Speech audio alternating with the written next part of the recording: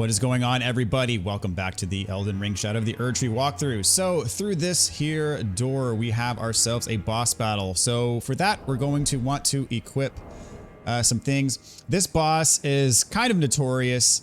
He's maybe my least favorite boss in this entire game, but he's not that bad as long as you know what to do. So for this, he is super overly aggressive, and since he is overly aggressive, I'm going to want the Bloodhound's Fang equipped because it's easier to pull off the special when you're right next to the boss as opposed to trying to get distance as with the Great Sword of Solitude. So I'm going to throw this on. For talismans, I'm actually going to take these two talismans off, and I'm going to put on a talisman that increases max magic defense, and then another talisman that enhances max physical defense. And the reason for that is because he casts a lot of gravity-based attacks that I believe are negated by the magic damage. So the thing is I believe as of the latest patch, they've changed his spawn location. He used to spawn like right in front of you and charge right at you, which was really obnoxious, but now he spawns further away on each attempt, and it gives you plenty of time to summon Mimic. I'm gonna go on and buff up and head in, and we're gonna summon Mimic right away. But once you get in and have the opportunity to summon Mimic, he comes from this direction. You see him. He used to spawn like right in front of you. But what he's going to do is he's going to dash right at you. I'm actually going to block this attack because trying to dodge it is a pain. And usually it ends up getting yourself killed. And so you'll see he is going to be very relentless with his attacks. But fortunately he's on Mimic right now. But he does shift aggro very quickly. He does have a back kick when you're behind him, so watch out. You can't just camp out behind him because he will kick his hind legs. And so he attacks, you know, from the top of his boar, and he has just insane combos. You see he just charged at me again. So he spent a lot of time just trying to heal. So here's his second phase. He's going to jump up in the air most likely. I kind of like to hang out in this corner because it allows you to have a physical barrier for some of his attacks if you can just get around the corner, like so. And it at least allows you a bit of time to chill out for a second and heal if you need to. He has a lot of attacks where he'll get on his hind legs and slam down. You see he uses his tusks for a lot of attacks. So I'm going to go around here. Oh, he didn't let me have that one. That's too bad. And then there he took me out. So this is a difficult boss. But that's the general gist of it. And fortunately now when I go back inside the fog gate, he's not going to charge directly at me to start. He's going to give me that time to summon, which is very nice and much appreciated. Whoops, wrong flask. I'm going to reset real quick. Meant to use my Physic Flask. Alright, Physic Flask. Flame grant me strength. Go in, summon Mimic. Kind of do your best to deal with that initial charge that he does. So I'm basically just going to block it and then heal. Again, you can get a perfect dodge through it, but it is very difficult to do, I'm not going to lie. So now he's on Mimic. Perfect. I want to get these runes back. There you go. Missed. So his transform is at about half health. And in his second phase, he does way more gravity attacks. He does do some gravity-based attacks in the first phase, but he does way more in the second phase. There, I'm just kind of dodging his attacks, his physical attacks, and then responding with an attack of my own, mostly using my special. This he's going to throw himself at me because he's targeting me, and there's going to be a big AoE as a result. I didn't get away from it in time. Mimic is kind of hanging out. So that attack right there is going to try to suck you in. You just want to get away from it because if it sucks you in, he's gonna hit you for some pretty good damage. All right, I'm getting kind of far away from this corner. I want to get back over so I can use the wall for cover if need be. And keep that health topped off because he does have some nasty combos. Mimic is kind of struggling. Mimic took the kick from the hind legs there. I took a shot. Almost got him though. I'm gonna try to heal up here. Just got gored. Watch that.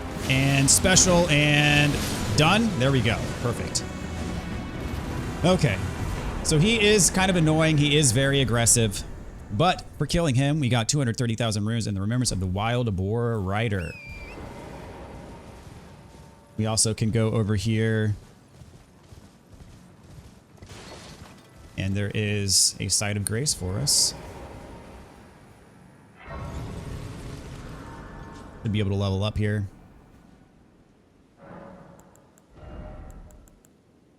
Let's see. Take my mind up. Alright, so now I'm going to reset my equipment to my normal stuff. Put the Great Sword of Solitude back on. Normal talismans. See, I normally like the Crusade Insignia and two-handed. There we go. We get back on Torrent and go through this gate. Where we're headed right now is to this shack and then all the way back here. To this big old tower. Very imposing structure there. Very cool looking though.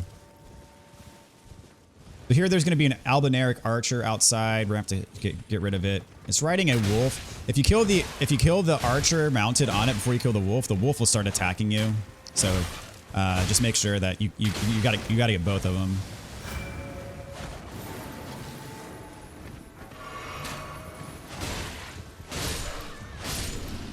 There we go.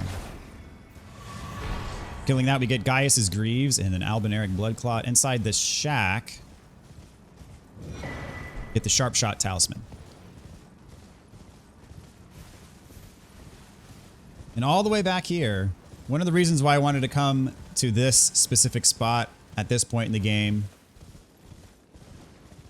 is because back here we have a lot of goodies.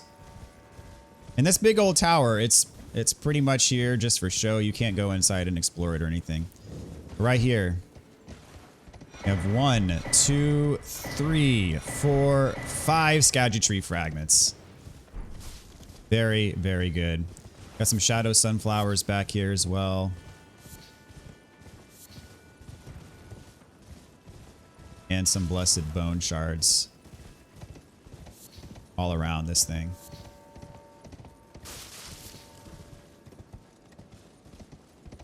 There we go. All right, so what we're going to do now, that's it for this spot. We're going to warp back to the Shadow Keep back gate. And I mentioned there's that Statue of America with that hint out in front. And now we're going to do something with it. So, you know, we have this little note here. Let's have mercy for the spirited away shamans. And actually, before we go in there, since we got a bunch of Erdtree fragments, I believe we can level up twice. Should be able to level up twice since we got 5. Here we go. So we're up to 14 now. I wanted to make sure we did that first. So yes. Have mercy for the spirited away shamans. If you remember where we learned about the shamans, it was over here at Bonnie Village, where we learned from the whipping hut that they like to whip and then stuff shamans into these jars for some sort of rituals. And so also here in Bonnie Village, we picked up a gesture right up here. We picked up the Oh Mother gesture. So it just so happens in front of this statue, if you perform the Oh Mother gesture, which is... Which one is the Oh Mother gesture? There we go. Oh Mother. So you can just hit square to test. You don't have to necessarily equip it. You just have to perform the gesture. You can do it by testing. This statue is going to move aside and open up a secret area for us. So if you've been wondering how to get to this area, this is how.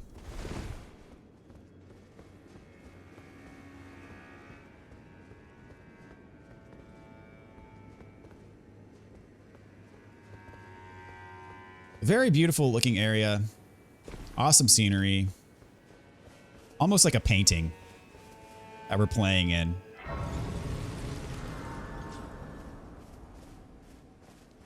This game is truly a work of art in its own right. All right, so down here, you notice we can summon. And we're going to. Over there, we've got a tree sentinel. There's actually a second one that's going to come down here. There he is. Get your distance. Summon.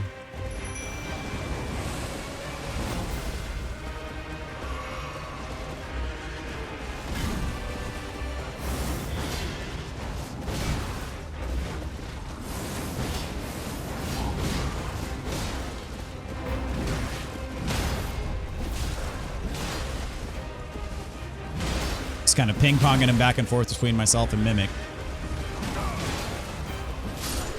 All right, there we go. Unfortunately, Mimic, once we killed this one, Mimic does go away. There's something I want to try out, though. We get a Blessing America for killing him. Because it would be ideal to be able to summon for this one as well. But I wonder if we quit and reload, if it'll allow us to summon again. I don't know for sure, but I'm going to find out.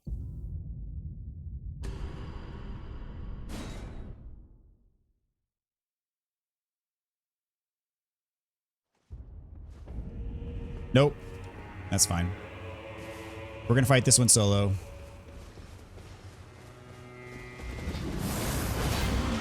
And this one does have the great shield, so watch out for a shield bash. I'm being kind of sloppy.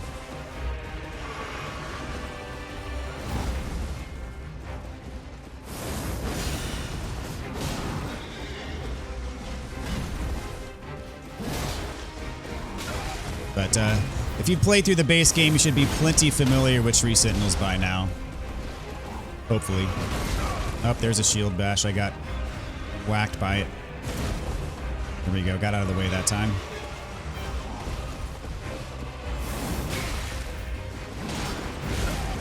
Oh, geez.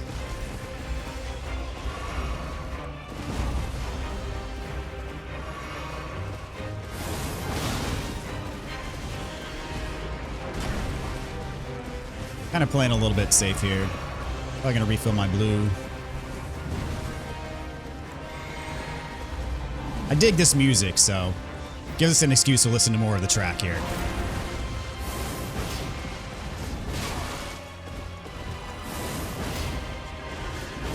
Oh, just out of range, I missed him. But he is gone. All right, there we go. Not the cleanest fight for me, but got the job done. Got another Blessing America. So we're going to another side of grace on this side of the bridge that we're going to unlock. We're not quite going to explore this eastern part yet. We're going to come back here for a side quest later on. But we'll go ahead and get this grace and rest at it.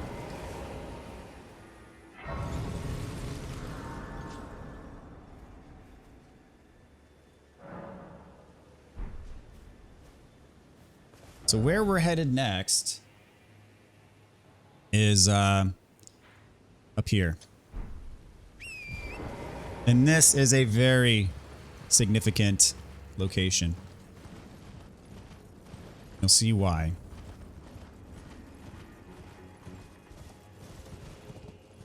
A little bit of a hike to get there, though.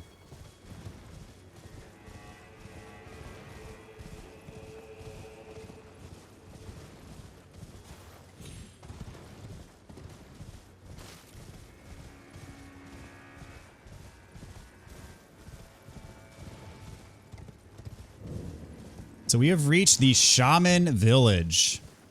So there's purpose behind all of this. You notice this music is very reminiscent of the main theme of Elden Ring, kind of also when you fight Radagon at the end of the game. Got the minor Erdtree incantation, which you can use to heal and battle yourself and allies as well, I believe. And all the way back here,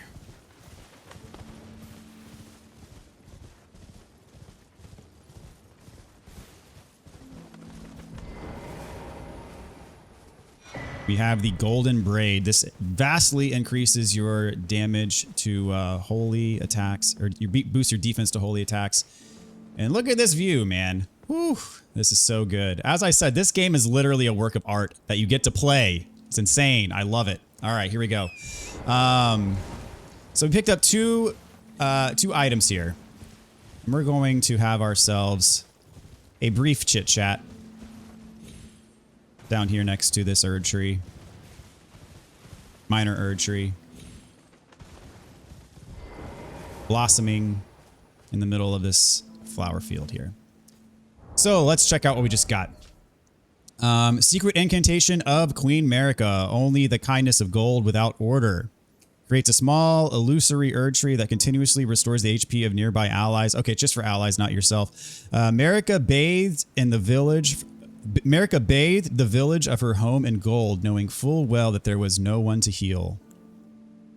And then we have the golden braid, a braid of golden hair cut loose. Queen Marika's offering to the grandmother boosts holy damage negation by the utmost. What was her prayer, her wish, her confession? There is no one left to answer, and Marika never returned home again. So, as this would imply, this shaman village is Marika's home. This is where she lived at one point in time before ascending to godhood.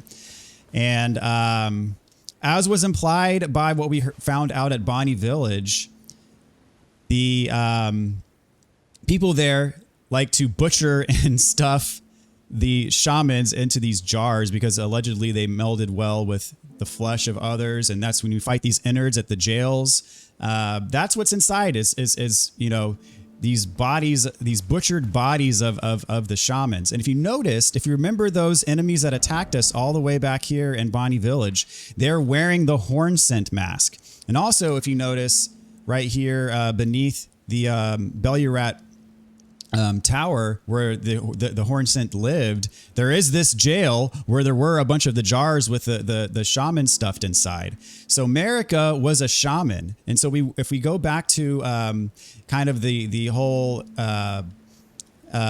ordeal with this DLC is you have Mesmer, who Marika ordered to wipe out the horn scent. And we don't know why, but now we know why. Marika was a shaman, and the horn scent pretty much oppressed and butchered the shamans. And so that's why Marika, when she eventually rose to power and could do something about it, she wanted to completely wipe them out. And it goes back to Lita's dialogue from earlier when we talked to her here, is that the horn scent, they were no saints. They were just on the losing end of the war, so don't feel bad for them. But pretty crazy to think about the connection here between the shaman village, Marika being a shaman, and why she had it out for the horn scent, why she wanted to wipe them out, why she had Mesmer just completely destroy them. Pretty crazy to think about, and how it's pretty amazing how it all comes together. And so this is this place. The Shaman Village is locked away behind the Shadow Keep, behind this secret wall here. And I don't know if it's truly accurate or not, but I kind of view this place as a living memorial to the shamans and Marika's people. And she sealed it away to kind of protect it. And, you know, here we are. So pretty cool to think about. Very interesting lore implications. So, yeah.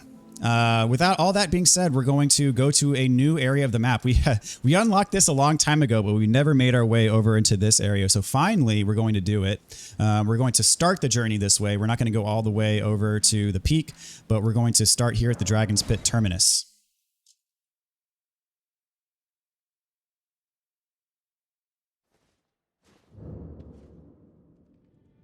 So yeah, you really have to dig for, you know, the story here. But once, you know, the pieces of the puzzle come together and you really consider how intricately woven together everything is, it's pretty insane to think about.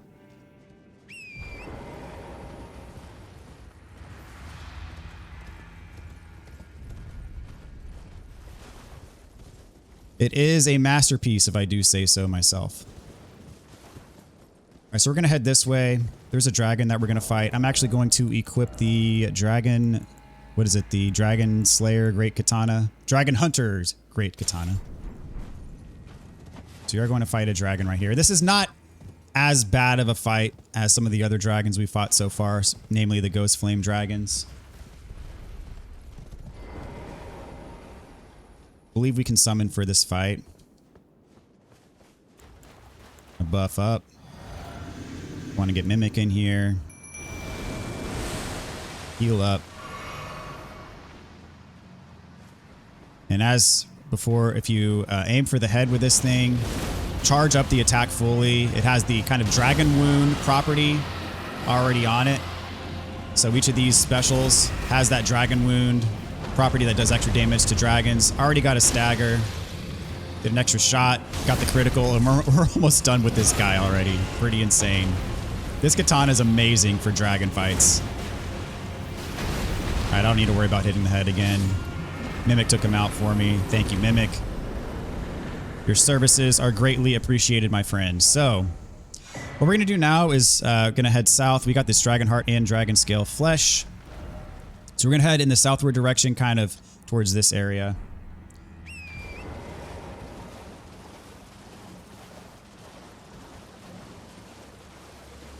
There's going to be some craftables on the way. Climb up over here to the left.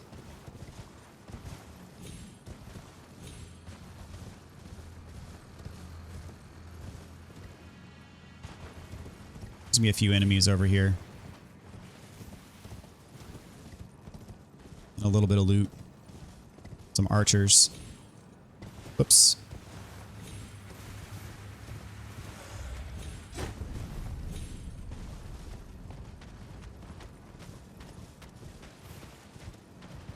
Where is me loot? I think it was back this way. There it is. Red Fulgerbloom. Fulgerbloom, I guess it's called. There might be more on this side. I can't remember.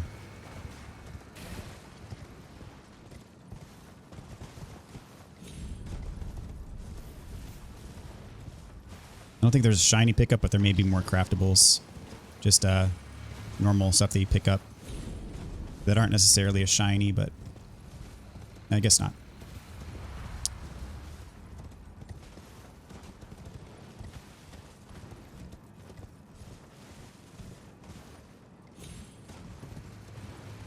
Okay, so what we want to do is in here, there's going to be a cookbook for us. Igon's Cookbook 1. This allows you to craft Dragon Communion Grease, and then there are some harpoons that you can craft as well. They're throwables.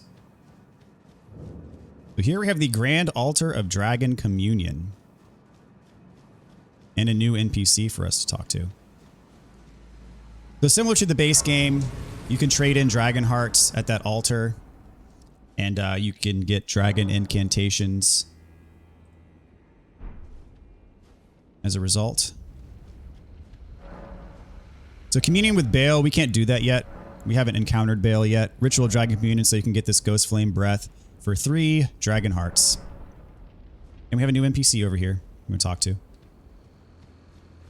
Warrior, picture yourself feasting upon a dragon's essence, on the throbbing heart of the oldest, vilest dragon of them all. It would be the purest form of communion, the fullest sating of your hunger and your consummation as a dragon whole. So we can devour draconic essence. Yes, as it should be. Now, seek the Jagged Peak. There you will find Baal, the oldest and vilest of all dragons, land-bound warrior. Follow your desire and slay the foul beast. Devour its throbbing heart. I will grant you the strength in the name of my lord, Placidusax. So Placidusax should ring a bell. We got the Ancient Dragon's Blessing. What this does is it increases your defense. It takes FP to use. And if you use it and you go back to her, she'll just give you another one, but you can only carry one at a time. Warrior true. Ask about Baal. Long past, Baal turned upon the Dragon Lord. The foul traitor assailed our master and inflicted a grievous wound, only to make a hasty retreat, becoming a sworn enemy of the brood. Since that day, Baal and his bloodline, the Drakes, have served as sacrifices for Dragon Communion, land-bound warrior. My lord, Placidusax, has shown your kind what must be done. Seek communion. Feel the euphoria of a dragon's essence. She says that Baal encountered Placidusax, inflicted wounds, and turned against him. So we'll encounter Baal a bit later. Not yet, but we're going to get there eventually. Time long, the foul traitor is becoming a sworn. Since that day, land back. Baal turned against the Dragon Lord Placidusax. and his army of drakes, which is where we get the dragon hearts from, and then we use them for communion to get the spells, etc., etc. So we're going to come across Baal a bit later. Very cool, but not yet. Not time for that yet. So what we're going to do now is we're going to rest here. We're going to make it night. And those of you who have been wondering what the heck to do with the Tialie's concoction, you have to make it night twice, and then she'll be standing there. So make it night twice.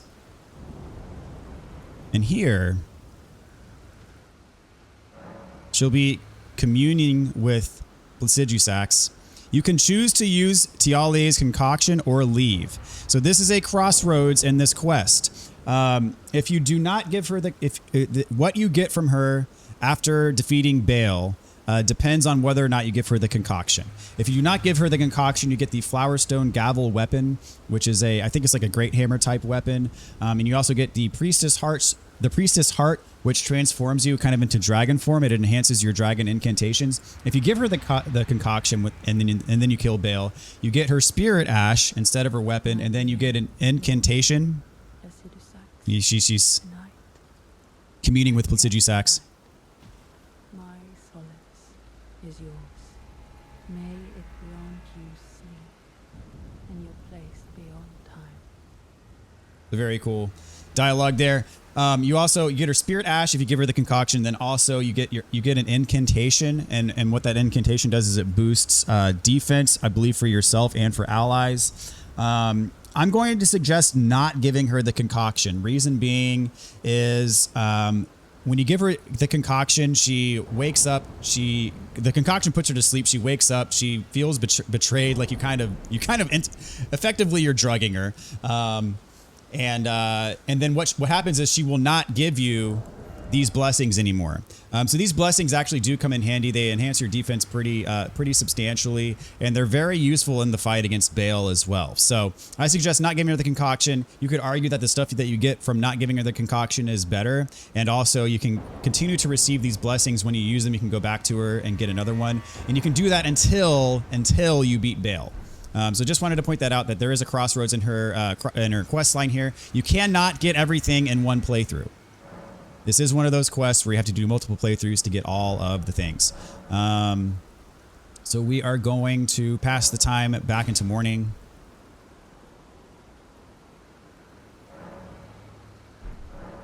And a couple things here. There's some items down here that we're going to grab. There's some items on this wing that we're going to grab. And then there's a kind of spot where you can drop down sort of around here.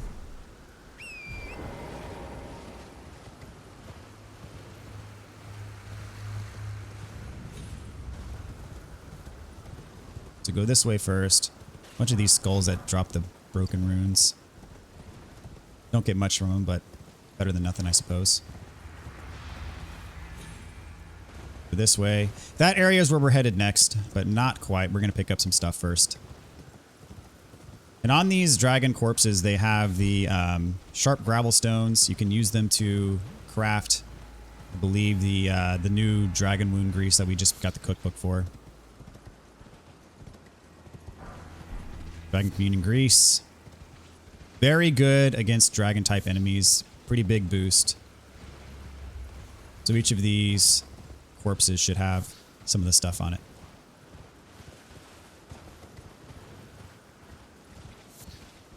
All right, and then on the actual dragon itself, there should be some harpoons that we can pick up. We also have the ability to craft the harpoons now as well. And these are just on this giant dragon. They're all shinies. You see a shiny over here. I think there's 3 of them in total. 1, 2, pick it up. Third one all the way down here. Yeah, 3. So what we want to do from here, actually a spot where you can drop down. So if you go to this specific claw right here on the map, you can edge off right here and drop down and be safe. So where we're headed next is there is a craftable over here. Now be very careful on your way to this, and then I'll go ahead and mark the next spot on the map as well. We're gonna head down here.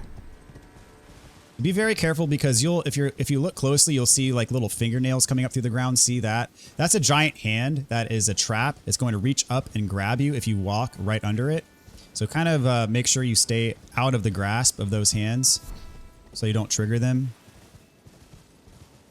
I'm going to be very careful about how you navigate. I'm just going to kind of hug this wall here. You don't want to trigger the hands. They're a pain. Okay. Next spot we got here is this shack. Aha, my theory is proven true. The finger creepers hail from these ruins, so now I must sound this one hanging bell, and sweetly cradled shall I come to be at the bosom of the exalted mother. So we got the Finger Weaver's Cookbook, which is what we wanted. So now we're going to warp back to this side of Grace.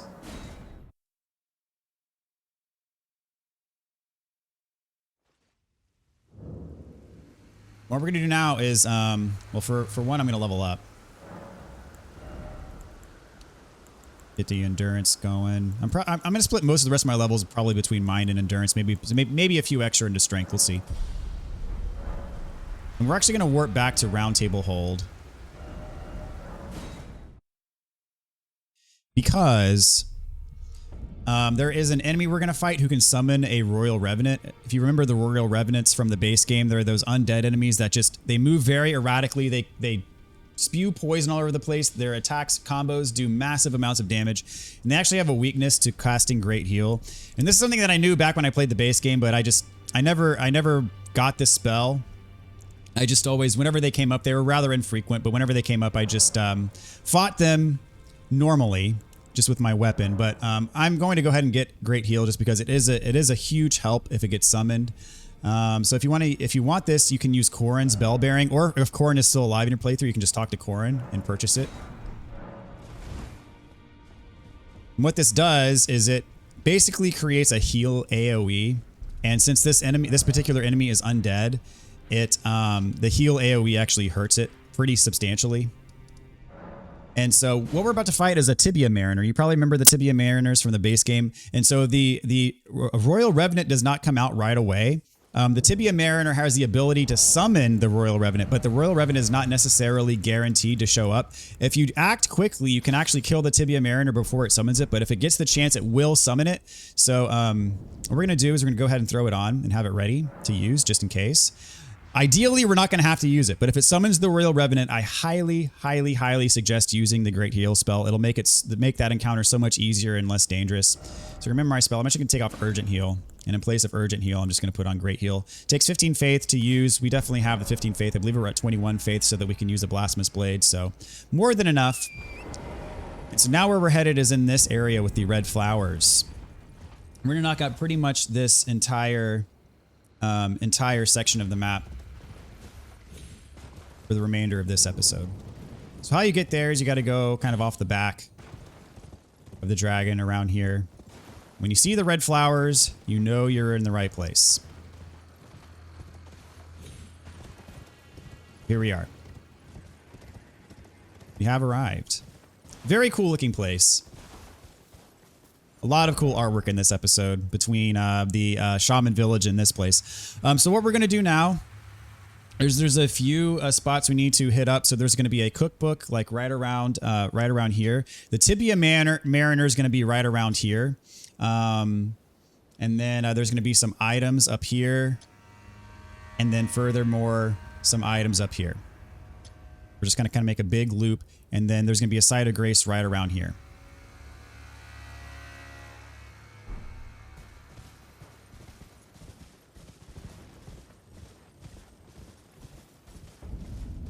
So we're at Charo's Hidden Grave is the area that this place is called. Got some turtles. Right behind here is our cookbook. Gravekeeper's Cookbook 2 allows us to craft something. Polterstones. So right ahead, we're going to have the Tibia Mariner. Once it sees you, it's going to warp up to the next waterfall, so you have to kind of chase it. The next waterfalls, we're going to fight it. If you take too long, it's going to warp up to the next waterfall. But this waterfall is where it can summon the, if you're not careful, it can summon the Royal Revenant. So I'm going to go ahead and get the Great Hero spell ready. If it summons the Royal Revenant, I'm going to throw on my, seal right away so I can cast it. And it should take it out in maybe 2 or 3 casts. All right, wait for Mimic to come along. And if you're quick enough, though, it won't even have the chance to summon. So we'll see what we can do here. So going to run in, start off with a special, follow up. Now I wish Mimic was here. There we go, got a stun. Where the heck is Mimic? There he is. If he blows his horn, that's when he summons. So fortunately we got rid of it before he summoned. But if he blows his horn, the Royal Revenant's going to show up like right here. I highly suggest you have Urgent Heal on the ready to use it in case he summons that Royal Revenant. Can be a problem for sure. Those Royal Revenants are scary if you're not quick enough. Okay, so now that we got that out of the way, next we're going to head up to this spot right here.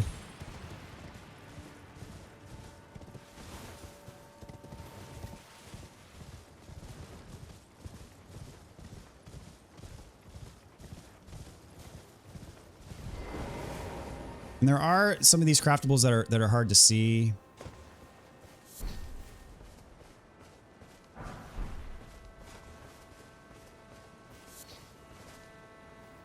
They're called Gravekeeper's Brain Pans.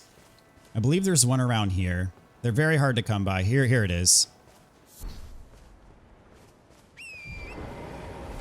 So now we're gonna ride this, kind of hug the cliff's edge, and go up there.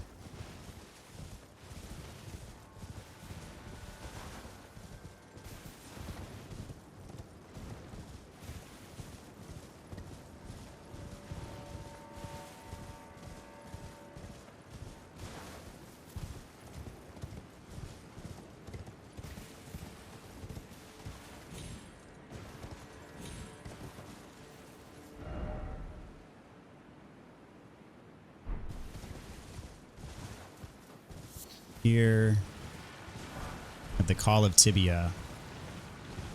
A bunch of undeads are gonna come out of the gravesite here. And then down this way we're gonna get a spell.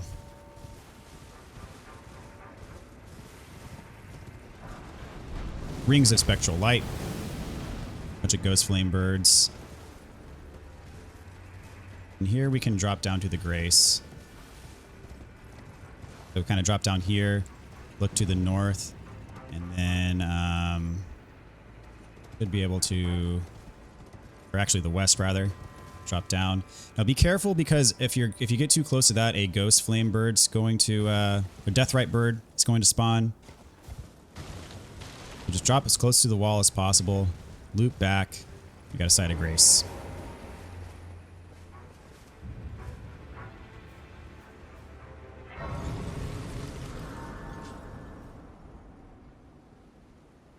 So might as well go rest.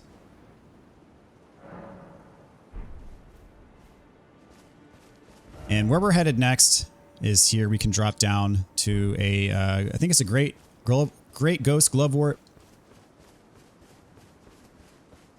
First over here in this pond, I mean, I think there's some craftable stuff. There's another of those Gravekeeper's Brain Pans that are semi-difficult to find.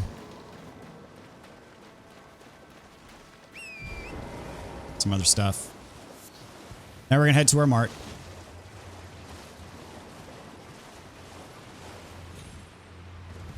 Pretty much gonna get this and then warp straight back to our Grace.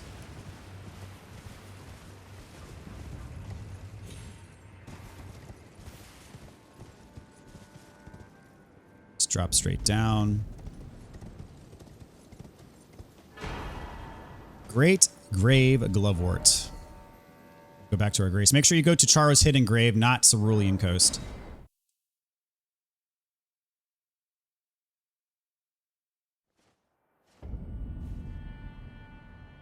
So where we're headed next is we're going to follow this up north to here, roughly. So stay on sort of this northern ridge around the lake. and just maintain a heading here.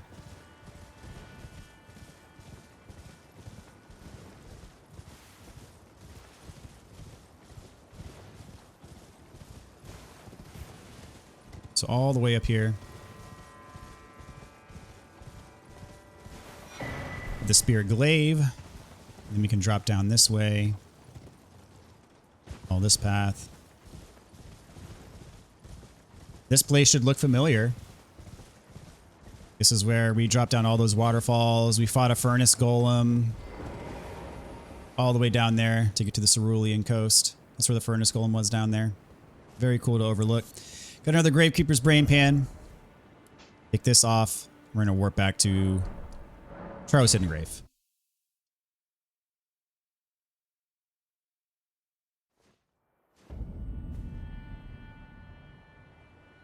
All right, so whatever weapon you have Sacred Blade equipped, I've used this a few times throughout the playthrough. Gonna want to go ahead and equip that. For me, I have it on the Knight Rider Flail, I believe it's called.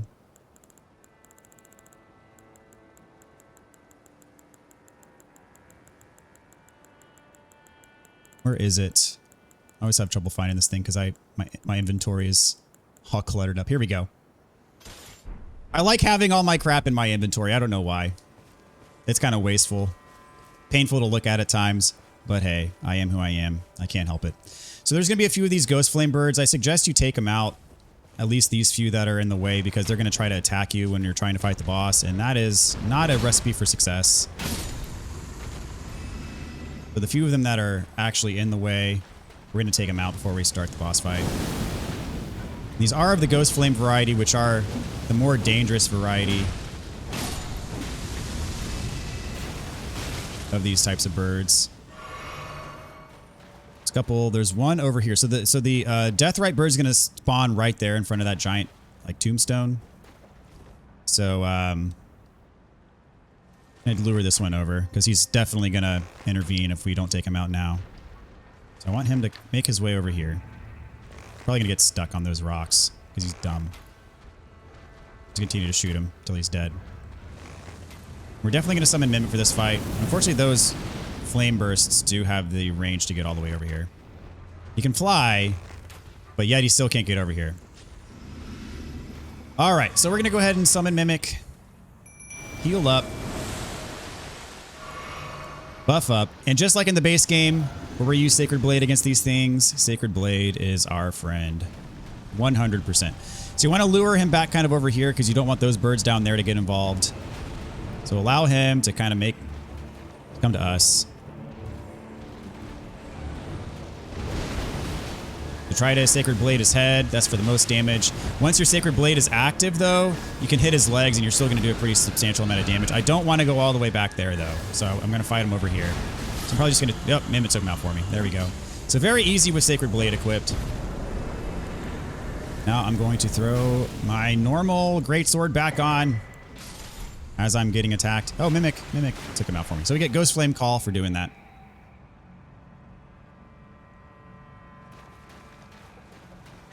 All right.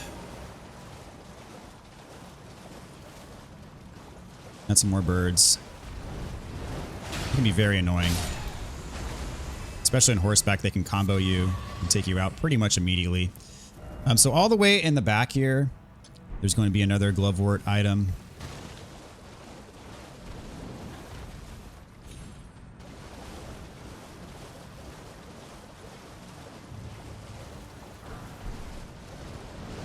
The next what we're going to do, try to take this guy out. Let's open up on my map again. All right, perfect. So over here, there's going to be another cookbook. And over here, we got a boss. Another field boss, but boss nonetheless. Looks like that bird dropped smithing stones. We'll head this way.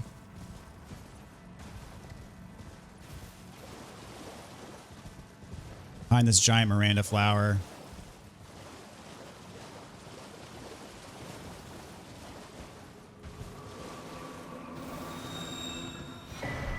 Got another cookbook. Allows you to craft hefty rancor pots.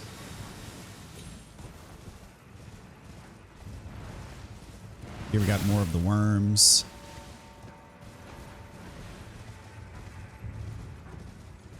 And over here, we have ourselves a hippopotamus. It is not a golden hippopotamus, but hippopotamus nonetheless. And there are a few of these scattered throughout the world. Each of these gives you a Erdtree fragment if you kill it. Definitely worth the effort. Right behind it, got some Ghost Flame Bloom. Can't summon here. Now, he is not nearly as dangerous as the boss we fought in Shadow Keep.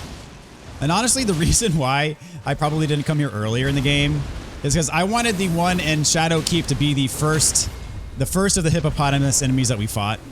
I didn't want to spoil the enemy type before fighting the actual boss. But yeah, as you can see, these are way easier. They are still aggressive and have powerful attacks. They still have the same bite that the boss had, but there's no second phase transformation and they don't do as much damage. So we got a Erdtree fragment for that. So we got the item on the ground. So now we want to go back and craft some hefty furnace pots because we're about to fight another giant thing. Furnace golem. Right over there. So craft them, equip them. And if you don't have the furnace visages for whatever reason, you can still craft the hefty fire pots that do not require the furnace visages or the embers of Mesmer. They're easier to craft, but I think it takes like 5 or 6 pots to kill one of these instead of 2 or 3. They just do slightly less damage. So same routine here as before. This one has armor on the legs, so you have to jump up and throw the pots into the basket. Kind of like what we did with the last one we fought. Just going to run straight behind it to the Spirit Spring. He's going to be doing this annoying fireball attack that he does over and over and over again, unfortunately. So jump up here. And he's way far away. So actually, if you quit and reload, it resets his position. So if he's too far away, you can just go ahead and reset. And he'll start closer to the cliff where you can actually throw these things in. Hopefully we don't miss, but if we do miss, it should be okay. Where is... be coming up here. Here we go. So now he's right by the cliff, you see. I'm going to throw this in. Fortunately, he got the fireballs out before we got the pot in, because if you throw the pot in, it interrupts the fireballs. We want him to get nice and close again. He can do his attack where he throws. Now he's kind of over here. You can throw these in. Kind of aim. If he's further away, aim slightly up, and you'll still hit your mark. There we go, and he's dead. Got the Glovewort, Crystal Tear, and a Furnace Visage. So all the way in the back.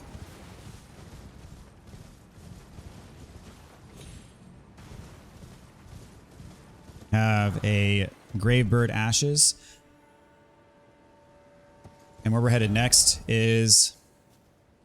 there is a item pretty much right here. And there's some more items over here. And over here is like a dungeon that we're going to get to. So the tier that we just picked up allows you to, what it does if you put it in your Physic Flask is it boosts your Spirit Summon's attack power. And it's not a bad thing to put in there, especially because I think right now I have either the Strength or the Dex, which right now that's not going to give me much of a boost. So I might actually throw that one in since I do summon for most of the boss fights for this walkthrough. That might give you just the extra little bit of a boost you need on a boss you're struggling with. So I am going to probably throw that one in.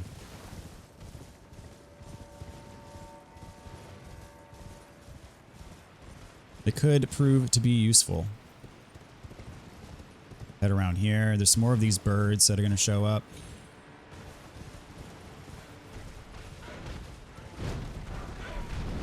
Ghost 9. Ugh. Over here we have another one of the Gravekeeper's Brain Pans. There's the entrance to the dungeon, but you can't drop down this far, I don't think. You got to go around a little bit to get there.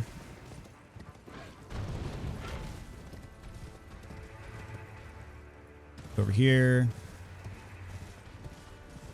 Crossover. So before heading in the gate, there's actually an item just a bit further back.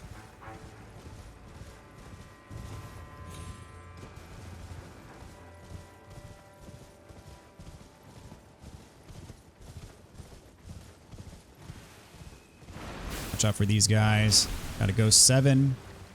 Now we're gonna head in. And we're not gonna be doing this dungeon in this episode. We're gonna save it for next time.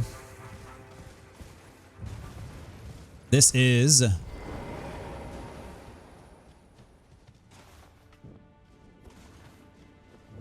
the Lamenter's Jail.